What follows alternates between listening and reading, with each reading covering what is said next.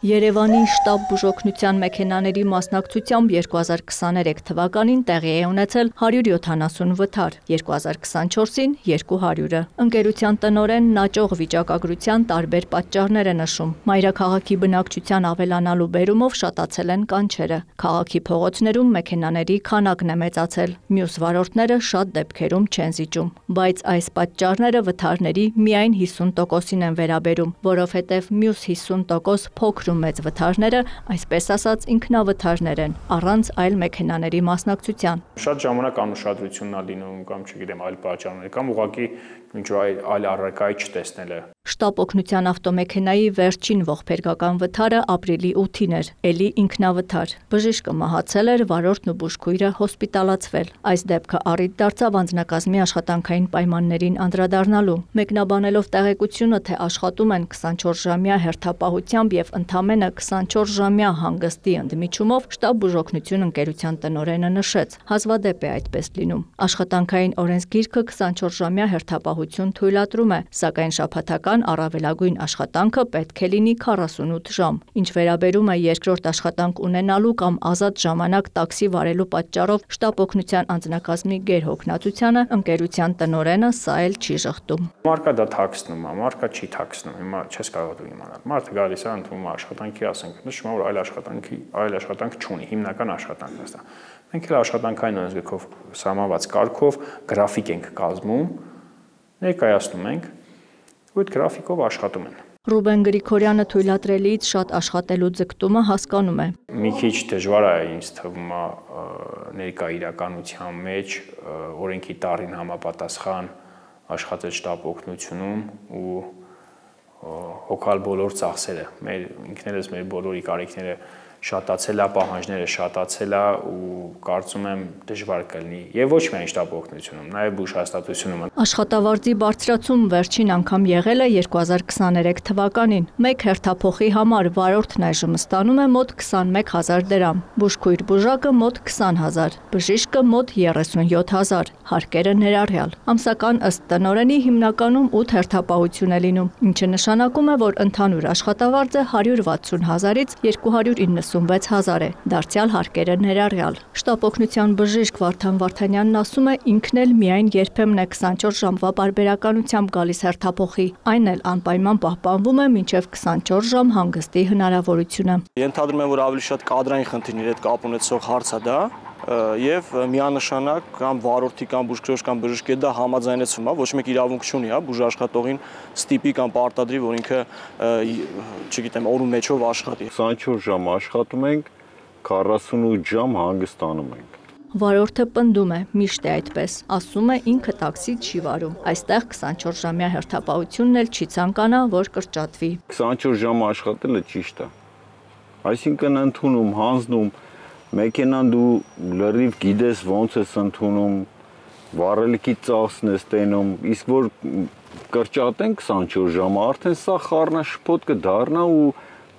համ գործից բան չես հասկանա, համ դժգոհ կլնես։ Չգիտեմ, ես սովոր եմ, ահագին տարիներ աշխատում եմ, չեմ նեղվում։ Եթե 48 ժամ աշխատացնեն, էլի կաշխատեմ։ Ֆիզիոլոգիական տեսանկյունից կա մի ժամանակահատված, հա, լուսաբացին, ասենց ասեմ, առավոտյան ժամը 4-ից մինչև 6-7 ընկած ժամանակահատվածը, որը բավականին ծանր ժամանակահատված է իրականում աշխատելու համար։ Իդեպ մահվան ելքով վթարն էլ առավոտյան ժամը 6-ի սահմաններում է տեղի ունեցել։ Քաղաքապետարանի առողջապահության վարչության պետը առհասարակ վթարների հնարավոր տարբեր պատճառների մասին խոսելիս գերհոգնածության հանգամանքը նույնպես չի բացառում։ Մենք չենք կարող գերհոգնածության ֆակտորը հանել, ջնջել չենք կարող, կա։ Տոկոսային հարաբերությամբ չեմ կարող ասել։ Թե ինքը, թե շտաբ բուժօգնություն ընկերության տնօրենը կարծում են ճիշտ կլինի, որ 24 ժամի փոխարեն հերթապահությունները եթե ոչ 8, գոնե 12 ժամ տևեն։ Ավելին տնօրենն ասում է, ուսումնասիրությունը ցույց է տալիս, որ շտաբ օգնության անձնակազմի աշխատանքի մասին քաղաքացիներից ստացվող դժգոհությունները հիմնականում վերաբերում են գիշերվա ժամերի կանչերին, այսինքն 12 ժամյա հերթապահությունից հետո։ Թեպետ ընդհանուր առմամբ ըստ Գրիգորյանի բողոքներն էապես նվազել են։ Երկու պաշտոնյաներն էլ 24 ժամյա աշխատանքը կրճատելու օգտին խոսելով ֆինանսական միջոցների պակասն են շեշտադրում։ Կարծում եմ, դա շատ լուրջ փոփոխություն է ու նման փոփոխություններ նախաձեռնելու համար նախ պետքա աշխատավարձերի էական բարձրացում լինի։ Նշում են առողջապահության նախարարությունը նորաստեղծ հանրապետական շտապօգնության ծառայության կազմում ընդգրկված բնակավայրերի դեպքում մեկ կանչի համար սահմանել է 13,000 դրամ, այնինչ Երևանին տրամադրվում է 8,000։ Մայրաքաղաքի առողջապահության վարչության պետը այդուհանդերձ շեշտում է, մեկ կանչի համար որքան գումար էլ հաշվարկվի, շտապ բուժօգնություն ընկերությունը 2024 թվականին բավական հաջողություններ է գրանցել։ Կադրերը համալրվել են, անպատասխան զանգեր չեն մնում, լինելու դեպքում էլ հետ զանգ է արվում։ Անձնակազմն աշխատանքը կազմակերպում է պլանշետներով եւ ավելի արագ։ Ընկերությունը տարին ամփոփել է պլյուս 100 միլիոն դրամ բալանսով, ի տարբերություն նախորդ տարվա գրեթե նույնքան մինուսով բալանսի։ Կարելի ասել պատմության մեջ Հայաստանի առաջին անգամ մեքենա է ձեռք բերում, որտեղ դրանք բոլորը միշտ եղել են որևէ երկրի դրամաշինորի տեսքով։ Օրինակ վերջինը Ճապոնիային է։ Հիմա առողջապահության նախարարությունը ստացավ Կորեայի հանրապետությունից ոնց որ 5-6 մեքենա։ Մենք 7 մեքենա ենք ձեռք բերում այս պահին, 6 գծային եւ 1 ռեանիմոբիլ։ Արդյունավետ կառավարման շնորհիվ առաջացած 100 միլիոն դրամը ավելի նպատակահարմար է համարվել ուղղել նոր մեքենաներ ձեռք բերելուն, ոչ թե աշխատավարձերը բարձրացնելուն եւ աշխատաժամանակը կրճատելուն, ինչը կարևոր պայման են համարում շտապօգնության անձնակազմի գերհոգնածությունից խուսափելու համար։ Եթե մեքենա կա պակաս, այսօր չափորոշիչ ինչի անպատասխանում,